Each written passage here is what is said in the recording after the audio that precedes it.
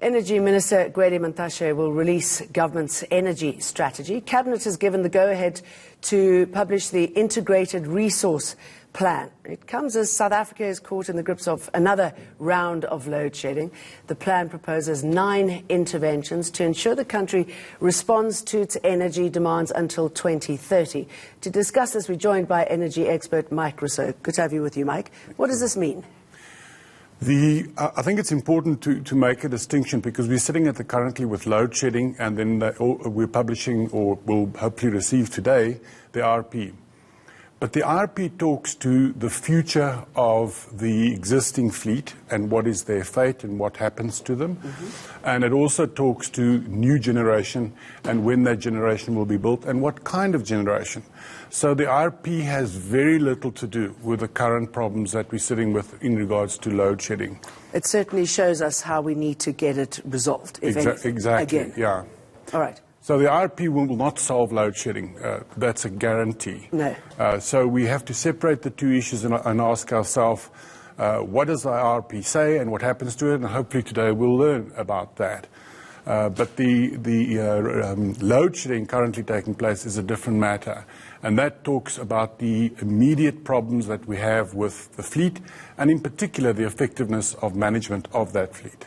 All right. So the plan, we're still waiting on details, but is it something that could excite us? Is it something that seems to be progressive? The recent RPs that have been published have been progressive. In fact, I would say very good integrated resource plans published by government. This particular one I don't believe would be that exciting, for the simple reason that growth is flat in energy demand, and in some cases reducing. Meaning that will be a problem implementing? The problem will be that we will not need additional generation capacity for some time. All right, so when we get to the point when we need it, what are we looking at here? Nuclear seems to be the buzzword at the moment. No, nuclear will definitely not materialize for 2 reasons. One is we don't need that capacity, and secondly, the costs are beyond something that South Africa can afford. So on a cost basis and as well as the capacity, it can't happen. If it does happen, it would be an intervention by policy, and I think it would be disastrous for the country. All right, so where does this leave green energy then? I mean, what are we going to plug onto the Eskom disaster that we already have? That right, so the green energy, as you referred to it, has a bright future. But we'll see what the RP says. But my sense is we won't need it immediately. Possibly in the 20s, early 20s, the new additional green energy will be called for a whole bunch of reasons. Obviously, one of which is carbon reduction. The other one is it's the only energy source at the moment that, in real terms, the prices are coming down. So it makes no sense not to embrace it. In addition to that, it's anticipated that within at least the next 5 years, storage will become cost effective. So if you put solar with storage, it becomes an extremely effective form of new generation. So that is exciting, but let us have a look what happens. All right. I mean, what do you think should happen? What should be in that plan that we can take forward? I mean, what sort of enthusiasm are you getting from this? Well, as I said, the enthusiasm for me lies in seeing what happens with in particular, solar power and storage. Already in other countries, such as in Australia and America, it's showing great results.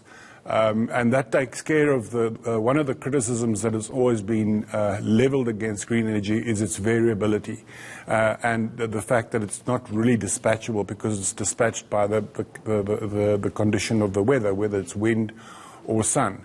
Batteries removes that stigma. So that's an exciting development, I believe. We're obviously waiting on details, but when it kicks off, whenever that is, where does it leave Eskom? Government have already pronounced a plan to restructure Eskom. I think it's a good plan, but I fear it's a long-term plan. We need action now. To stop load shedding, we need action immediately, and it needs to be extraordinary action. Like what?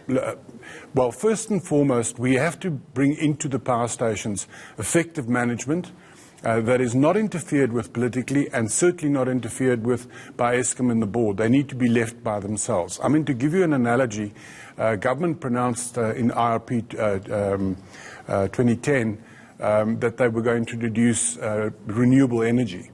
Well, it didn't happen from government's perspective. The policy decision was made, which was great, but it actually happened the day they established the Independent Power Producers Office, which was not interfered with by anybody, and they proceeded to procure very effectively renewable energy. So it goes to show there's a difference between a plan and implementation.